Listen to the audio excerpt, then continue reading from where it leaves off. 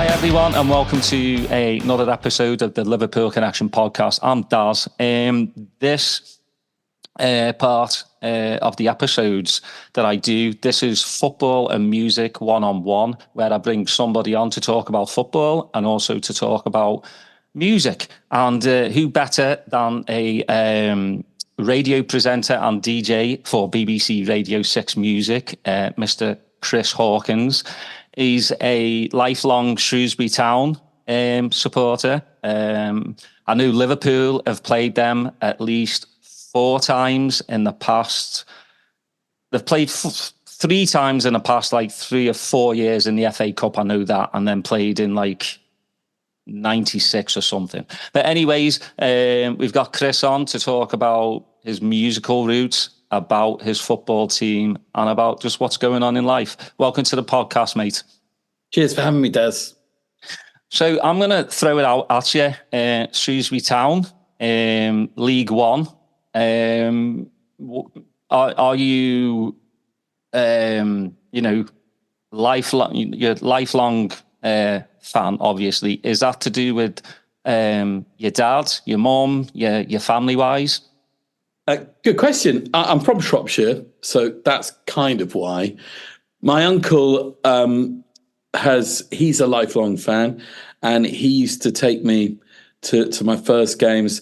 When I was about 5 or 6, I used to go with him to the old Gay Meadow.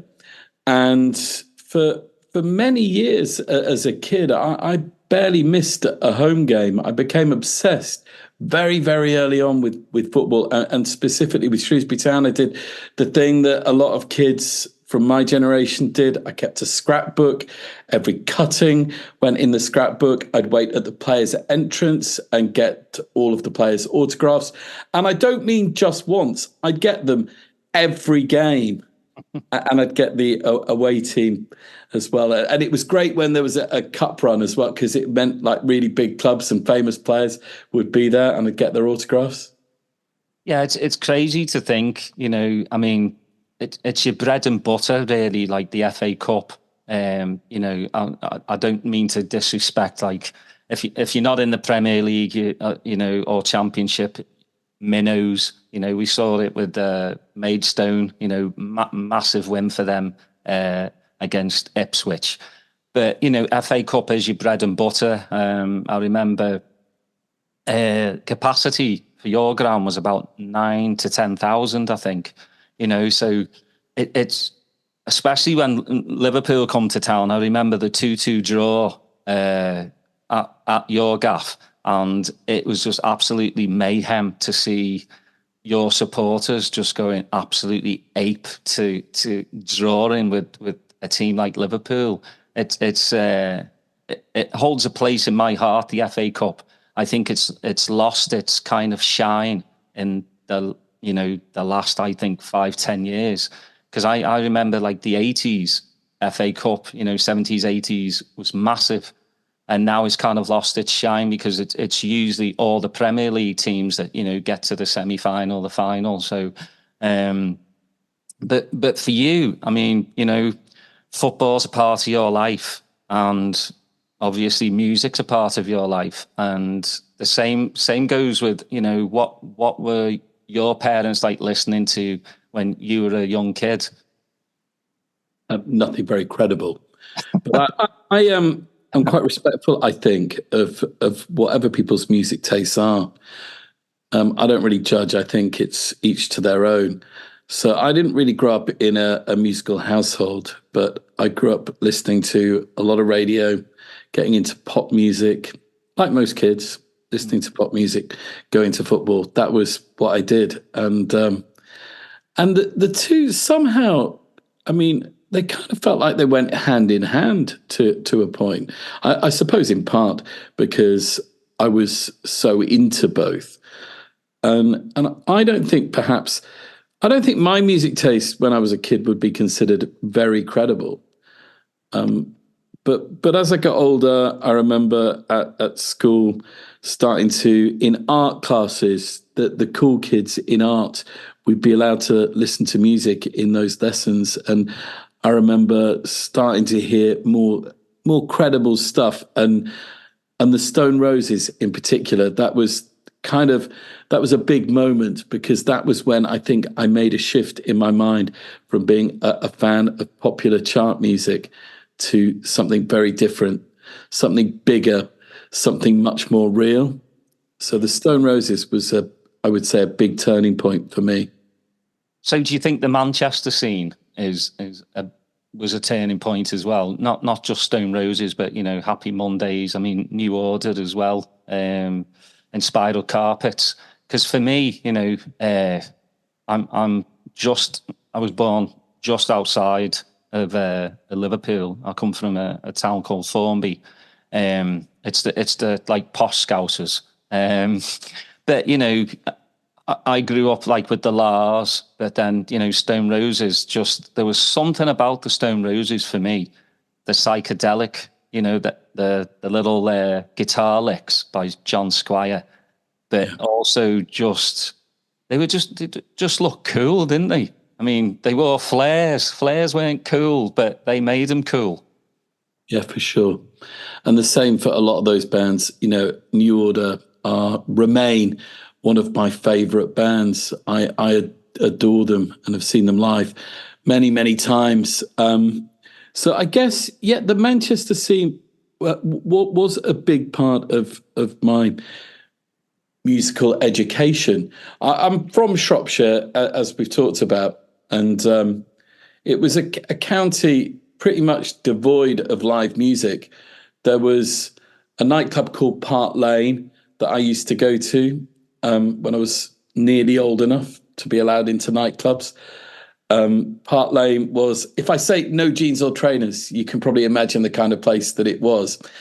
And it was only in retrospect that I thought about the fact that I love going there on a Friday night. You'd go to Park Lane at the end of the week. You'd go to Park Lane, and it would be surprising if you didn't see half the Shrewsbury Town football team there. And it was only as I got older that I realised, what the hell were they doing on a Friday night before a game in a nightclub till 1 or 2 in the morning? It's crazy. Well, I mean, you know, back in the day, you'd have football players smoking, drinking, and doing whatever, you know. You know what? I think someone asked me recently, what's the best rock and roll book? And I would say it's Paul McGrath's autobiography.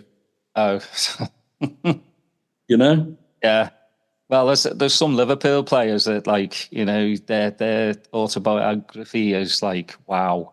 You got away with some stuff back then, you know. Times have changed, obviously, with footballers. I mean, they're very, well, I mean, unless you're a naughty Marcus Rashford who's, you know, in the headlines for, you know, going out in Dublin to a club. But, you know, most of the time, it's, you know, footballers are put your head down, stay out of trouble. Yeah, I mean, Marcus Rashford, as a young 20-something going to a club, is a bit different to having 3 pints at half time. yeah, definitely in a ciggy. while you're on the bench. Well, yeah. I remember going to Gay Meadow as a kid. Do you remember Jerry Daly? He played for United, and then he was had a lot of caps for the Republic of Ireland. And he came to Shrewsbury. A lot of players on their way down, if you like, came to Shrewsbury. Certainly at the back end of the 80s and in the early 90s. And I remember Jerry Daly. He wasn't on the bench. He was injured, and he was sat in front of me and smoked his way through the whole of the game. Yeah. Yeah, it would never happen. Never happen these days. Yeah, because I remember actually Istanbul when Liverpool played AC Milan, and there was a player on their bench smoking. But you know, back then you still didn't really bat an eyelid. But now you're just like, you know, that's the thing with footballers too, Chris, is like they're still human beings and they still need a release. But you still think to yourself, like, you're getting paid so much money. Just do your football, stay clean. And then, you know, at 33, 34, you retire and you can do whatever you want. Yeah, I mean, you're right, but that is obviously a lot easier said than done. Yeah, it is. I want to know also, like, when you got into DJing, because I love your podcast, how to DJ podcast. Please, everyone, go check that out. But I mean, you've had some of my heroes on: Orbital, Norman Jade, Lauren Garnier, Carl Cox, the great David Holmes, and one of my favourites. He got lost for a while, I think, John Carter. He's one of those other ones that went to Ibiza and like didn't come back for a while. I'm still trying to look for Derek DeLarge. Like, he went and then nobody's ever heard of what happened to him. But yeah, I mean, when did you start, really getting into DJing? Was it, because for me, it was probably around the Stone Roses time as well. In my mum and dad's garage at home. So I grew up in this tiny little village, right, in North Shropshire. And we had a five-a-side team, but we only had 4 players. 3 of them were my cousins. So my sister always had to go in goal. That was the village five-a-side team. And I built a kind of disco booth in my mum and dad's garage out of chipboard with a ghetto blaster double cassette deck on the front. The speakers turn round. You could unclip the speakers, turn them round. And it gets more tragic. I got a torch on either side, and I put coloured crepe paper over the end of the torches. My sisters would be the only people to ever come, and they were forced to come and dance in the garage as I played music off cassette and flashed the torches on and off by hand. It's not a look that I'm particularly proud of, but it's the answer to your question. I then DJ'd. I wasn't old enough to drive, but my mum used to take me to the nightclub that I mentioned, Park Lane in Shrewsbury, and I would occasionally DJ the under 16s night that they had there. And then got into radio. My local station was BBC Radio Shropshire, and I will be forever grateful to them for giving me 2 weeks work experience, which turned into pretty much a part-time and then near full-time job before I did my A-levels. I carried on doing voluntary work and occasional paid shifts at Radio Shropshire. Went to university and went to Nottingham and worked at BBC Radio Nottingham. And by the 3rd year, I was presenting Drive Time on Radio Nottingham.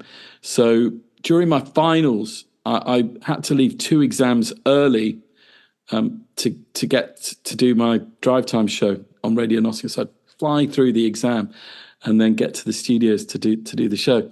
And stayed in Nottingham for another year after finishing university, and then moved to London and got a gig on BBC Radio London. It was called GLR at the time. It was a station that I always wanted to be at. The most incredible lineup: Chris Evans, Danny Baker, Chris Morris. The lineup was unbelievable. And I got to do a show there before Six Music started, and I've been at Six Music since it started back in 2002. Yeah, it's crazy, your little musical journey. I mean, how is it being on the radio? Because obviously we have so many social media aspects of it, YouTube and everything. And you do the morning show, So my first question is, are you a morning person? You know what? You can imagine it's a question I get asked quite a lot. And no, I'm not. No, I mean, how do you do it? Because I'll tell you how. Because I believe that Six Music is the greatest radio station on the planet, and I get to do a show a day on that radio station. So how do you get out of bed at 4 a.m. every single day? Well, the motivation is that you're doing a show on this station that I absolutely love, probably more now than I did even when I got the job in the first place. I absolutely live for that show every day. One of my favourite things that you do is the name and the music. That is absolutely brilliant. Just because, I listen to you, and you just look, you sound like you're having a ball, because it really is funny, some of these names, because it's out of nowhere, and it's all the viewers, right? Just sending it in, just going, I've heard my mate's name in the song, and then you literally, you wouldn't have thought it, but then you actually like listen to it, and you're just like, I think that's what he just said. Yeah. And it's mental. It's a fun like, segment that you do. It's you know what, it's just silly. It's a ridiculous way to make a living. But yeah, once a week it's names in songs, and you're right. Listeners send in the songs where they think they hear their name, a family member's name, or a mate's name. And you know what? You've heard those songs thousands of times, but somehow they've heard a name in it, and from that point on, you can never unhear it. You just it's got so out of hand that we're actually going to do it at a festival this summer, a live stage version. No. Of names in songs, and a promoter has asked me about doing merch with the best names on t-shirts. It's not going to be one of those where the crowd shout out, is it? It's kind of in that world. We had a brilliant one not so long back where it was like next level, rather than just a first and a surname. So Dennis Bradley is one of the best, Whitney Houston, and I love you, Dennis Bradley. But there's a recent one that's Keith, the graphic designer, and that is art. It's mind-blowing. It's unreal. Keith, the graphic designer, and it's clear as hell, and you can't unhear it. No, it's stuff like that. Like, if you're an early morning person like myself, I like to listen to, this world is, obviously you turn on the telly and it's just bad news after bad news. So having a radio show that you can rely on every morning to just make you laugh. And that's what you do, you play good music and you make people laugh. And I think it's got to make you feel good. Mate, that is such a kind thing to say. It means loads to me. It means the world to me. The idea is that sometimes I barely slept. The alarm goes off at 4, and, I'm waking up with you, with everyone listening, and we're all in it together. Who knows what the day's going to hold? I've got a friend who said to me the other day that he loves to listen, and listens for about half an hour, 45 minutes, and then he puts the Today program on. He does the nonsense and then listens to something grown up. Well, that's what you do. I mean, for me, I get to listen to you, and then I get to, get the 4 kids up ready for school. So I appreciate you giving me laughs and good music. It's funny that you should mention the kids with the names in songs. That seems to have become a kind of family moment, like an old-fashioned family moment gathered round the radio, where mums and dads tell me that they get the kids round. They get them ready for school early on a Wednesday, which is when we do names in songs, and they all have a bit of a laugh, a bit of a giggle before the kids go to school. Oh, that's brilliant. Well, for me, I'm up very early. I'm 6 hours behind UK time. So yeah, my kids won't be around any radio that early. Yeah, I'm just a morning person, but I do want to talk about how to do DJ podcast again, though. But as I've said, you've had so many amazing guests. Who would you like to be on there that you haven't had already? That's a big question. So I've been really lucky. You've listed some of the lovely guests that have been on, and their stories are all inspiring, fascinating, hair-raising. Pete Tong hasn't done it yet, so I'd love to get Pete Tong on. I'd like to get the Chemical Brothers on. Oh, yeah. That's been in the offing for a while, so hopefully that's going to happen soon. Who would you like me to get on? Sasha. Yeah, Sasha's lined up, actually. Yeah. He's just, Sasha and John Digweed for me are just the pinnacle of DJing. I've been a massive fan of both of them since day one. Actually, one of his mixes he did on BBC Six Music, it was probably about 4 years ago, and it wasn't like a club set. It was in Ibiza, but it was more like down tempo and breaks, and it was just amazing. I think that's where his, with Sasha, his ear for music is just absolutely unbelievable. And Chemical Brothers. I actually saw the Chemical Brothers when they were the Dust Brothers, actually in Orlando, because I moved over here a long time ago, and they were at a club called The Edge, and they played outside, and that's when they were Dust Brothers, and it was their first appearance in America, and I was just blown away by them. And then obviously they had to do the name change because Dust Brothers over here as well. But yeah, they've just gone strength to strength. They're one of the best like electronic live acts. Them and Underworld would be another one, which I would love for you to get on. Well, stay tuned because Underworld coming soon. It's been a real journey. I love getting to talk to each of these DJs, all with all amazing different stories. Like I said, all of them inspiring. In some cases, hair raising.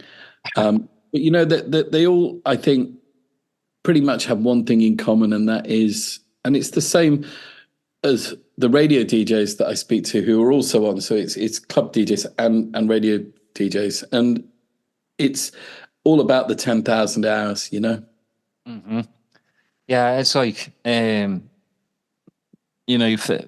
for me, I'm obviously like a Liverpool football club podcast, but lately in the last 6 months, I've been doing this football and music episodes, and I've been bringing in, DJs and musicians that support other teams, just like yourself. And it's just great to hear these stories because like you said, in the beginning, football and music go hand in hand. Same with Clobber as well. Like I had Brandon Block on, and boy, we didn't even talk about his crazy times, because he had some crazy times, but it was just about him being a football supporter and how he started DJing, and everyone's kind of unique. They have different stories, to tell, and I love that. And same with the bands as well. Like, there's some bands that one's a Liverpool supporter, one's an Evertonian, one's a Spurs supporter. I'm like, how do you manage that in a band? And they're all like, when they tour, one of them will run off. They've got a little telly by the side or a radio so they can hear like the scores and stuff. And I'm like, that's what it's about, I love stories like that. And, and same with yourself. I love to hear that they're not just musicians, they're human beings. They have, mental health issues. I think we put DJs on pedestals these days, the EDM thing, especially over here, the superstar DJ, like gets to travel the world and, gets to stay in these hotels, but the traveling gets to them. Being on an aeroplane gets to them. But people, just like footballers, we put them on pedestals and just go, they make so many millions a year. These top DJs make so many millions, but they're still human beings, and they still have day to day, the family. They've got to still do that, And what's your thoughts on all of that? Because I think in today's society, everyone looks up to footballers and musicians, and they're just like us, but they just make a bit more money. Yeah. Well, I think you've pretty much said it all. I remember once when I was, I guess, about 10 years old, I'd just been mascot for Shrewsbury, and ran out onto the pitch with a player that you'll definitely know. Nigel Pearson was our captain. Yeah. And I ran out with him, and it remains one of the best moments of my life. And then soon after that, a friend of my dad's had something to do with Liverpool Football Club, and he took us to Anfield. We went on a battered old coach, and we went to do a tour of the stadium before a game. And we did the kind of official tour, but I wandered off from everybody else, and they left without me. And I was left at Anfield, and my dad stayed because obviously he needed to find me. And a really lovely security guy said, "Do you want me to take you onto the pitch?" So I got a picture of me touching the "This is Anfield" sign. So I've got that picture still, and went out onto the pitch, and then held the trophies, of which there were plenty. A very different trophy cabinet to the Shrewsbury one, which only ever had the Welsh Cup in it. And yeah, I know, not even Welsh team. And I think back to, and I met Alan Hansen. He was arriving, so he was still playing at the time, and I met him. So in terms of what you just said about footballers and DJs, musicians, you know, the ones that are making the millions, they're the ones that that kind of come through are I'm so respectful of, because it's so much pressure in the spotlight to deliver. In footballers' cases, in a pretty short period of time. I live near a footballer now who plays in the Premier League, and you know what? He is 110% dedicated to his life as a footballer. He totally gets that he's incredibly well paid and will be for a short time, and he gets it. But he's been able to handle it. But that's not all footballers at 20 something. You know, why would they know what to do with £100,000 a week paychecks? How would anyone know what to do?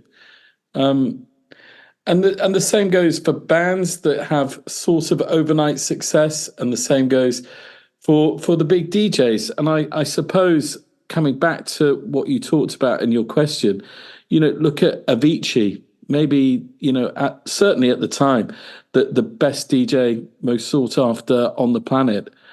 And it was just all too much in the end.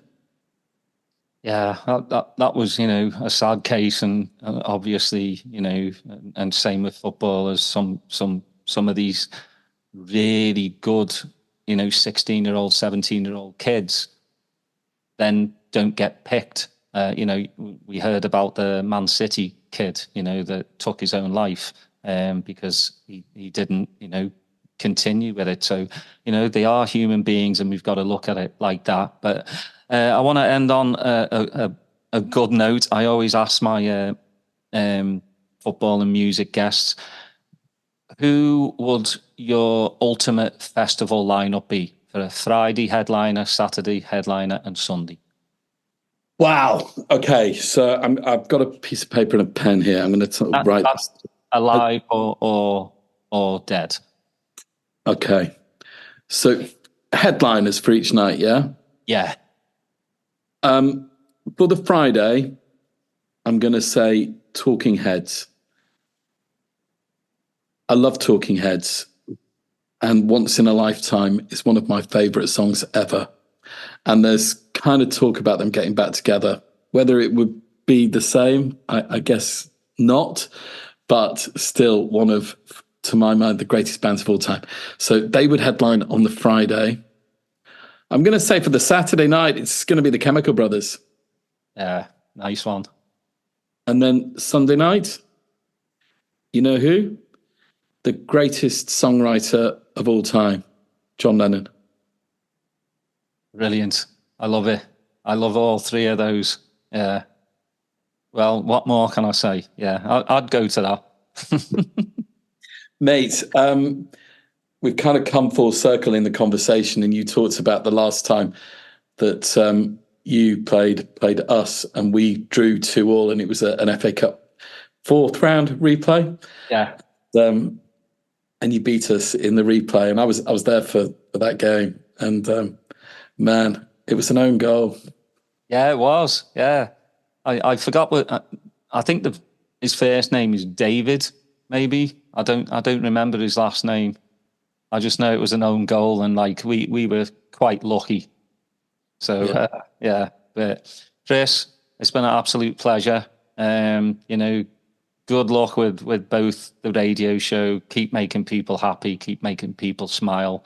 And then the How to DJ, I cannot wait for the upcoming guests, because again, you're on what, the 74th episode, 75th. Getting there. By the way, Roshan Williams was the own goal.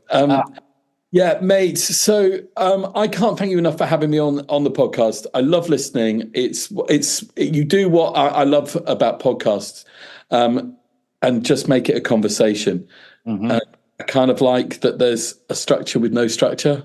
Yeah, it flows, and it's just like, it feels like being down the pub, which is what I think any great broadcast should feel like, and that's what I think when I listen to you. So you've been really kind about the show. Thank you very much. For those that don't know, it's every weekday morning on BBC Radio 6 Music. And the podcast, I think it's obvious. I'm really proud of the way it's kind of turned out. We've only been doing it a couple of years. And actually, maybe you're the first person I'm telling now, is that it's about to go, instead of being in series, it's going to be once every 2 weeks. So some great names lined up, including Brandon Block.